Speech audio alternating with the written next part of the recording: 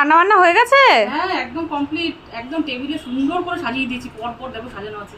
প্রথমেই দেখো গরম গরম সাদা ভাত, সাথে আছে শাক, গরম গরম ভাতের সাথে শাক করেছি।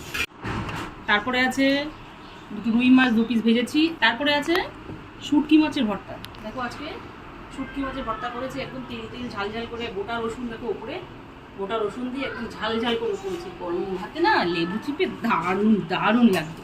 তারপরে নেক্সট আইটেম আছে নারকেল চিংড়ি, একদম তেল তেল করে নারকেল চিংড়ি করেছি দেখো। সাথে 2টো সেদ্ধ লঙ্কাও দিয়েছি।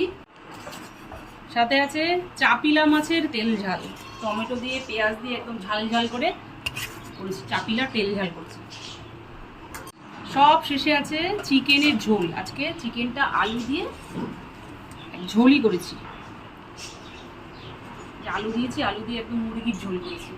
আমার রান্নাঘরের অন্দরমহলের সমস্ত বন্ধুদের জানাই অনেক অনেক ধন্যবাদ। বড়দের জানাই প্রণাম, আর ছোটদের অনেক অনেক ভালোবাসা। তোমাদের জন্যই আজকে আমি 1K কিন্তু সাবস্ক্রাইবার পার করে দিচ্ছি। আগামী দিনে তোমরা কিন্তু আমাকে এভাবে সাপোর্ট করে যাও।